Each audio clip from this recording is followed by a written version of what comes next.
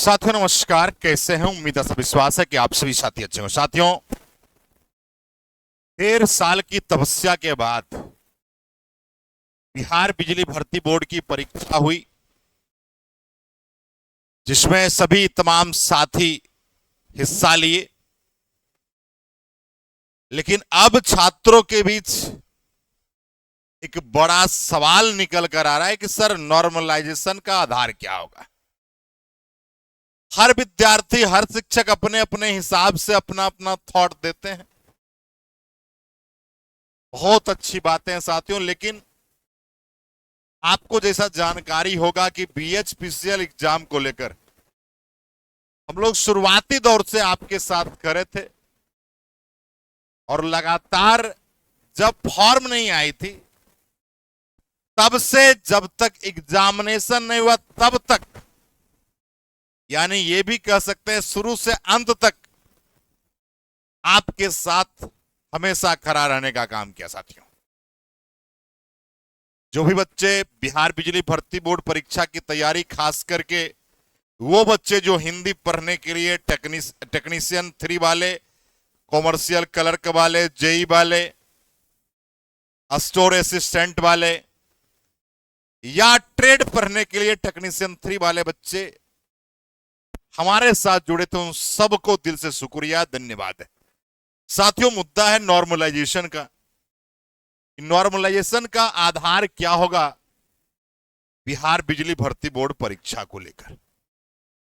साथियों, 2-3 बातें हैं, इस बात को आपको समझना है। सबसे पहला बात,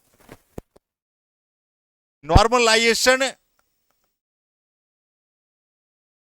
क्यों आवश्यकता पड़ी, ये बात भी आपको आवश्यक है जानना। देखिए, नॉर्मलाइजेशन की आवश्यकता इसलिए पड़ी क्योंकि जब ऑनलाइन पेपर होता है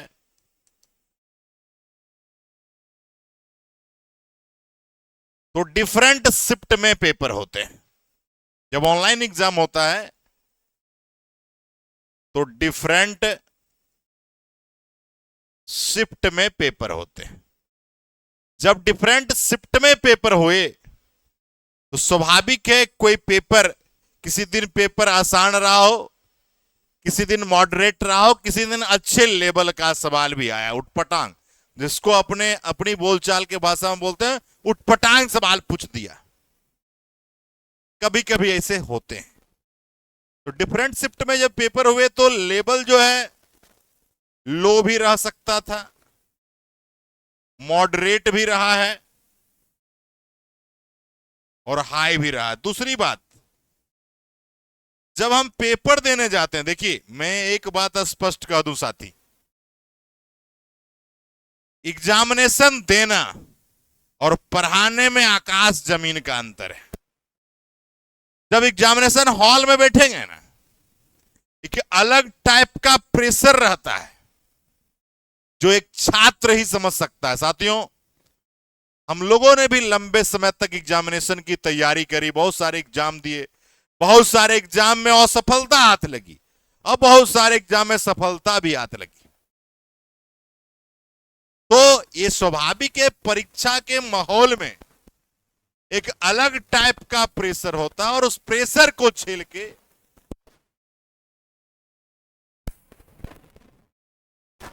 एक बात में तो कुछ आपके क्वेश्चंस के लेवल कुछ इस तरह के रहेंगे, इसलिए यहां पर नॉर्मलाइजेशन की क्रिया अपनानी आवश्यक है। नहीं तो फिर भाई, जिनका क्वेश्चन पेपर लेवल का रहा उनके साथ भेदभाव हो जाएगा। पहली बात। दूसरी बात, ये तो बातें होगी भाई, पहला कंडीशन है कि भाई अलग अलग शिफ्ट में पेपर हुए, अलग अलग लेवल के पेपर हुए, इसलिए नॉर्मलाइजेशन जरूरी है। दूसरी यदि बात करें साथियों, सेकंड पॉइंट है, आप कितना अटेम्प्ट लेते हैं। अटेम्प्ट की भी बात है। अगर आपने अधिक अटेम्प्ट लिया और आपके अटेम्प्ट आपने अधिक लिया और इनकरेक्ट आपके ज्यादा हो गए और करेक्ट की संख्या कम हुई, करेक्ट आपके कम हुए और इनकरेक्ट ज्यादा हो गया और आपने अटेम्प्ट भी अधिक ले लिया, उस कंडीशन में नॉर्मलाइजेशन में आपके मार्क्स नहीं बढ़ सकते हैं। लेकिन कोई बच्चे ने अटेम्प्ट आपका लिया और उसके करेक्ट जो क्वेश्चन हैं वो अधिक हैं, इनकरेक्ट की संख्या कम है, तो यहां नॉर्मलाइजेशन में इन्हें बेनिफिट मिल सकता है। यानी 100 बात का एक बात कह सकते हैं कि कोई बच्चा अटेम्प्ट लेकर गलतियां कम करता है तो उसे नॉर्मलाइजेशन में मार्क्स बढ़ने के चांस हैं।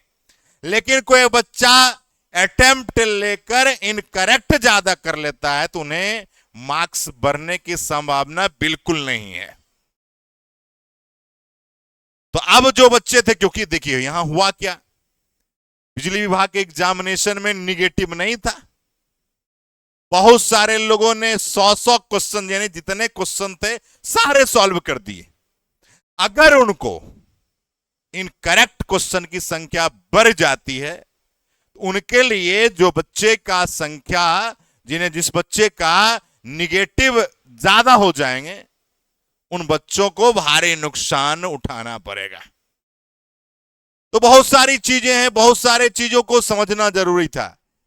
जब पेपर हो रहे थे तो हमें भी बच्चे हमारे साथ, मुझे लगता है कि बिहार में जितने बच्चे BHPCL के पेपर दे रहे थे, बिहार और बिहार के अदर राज्य के भी बच्चे हमारे साथ सबसे अधिक जुड़े हुए थे।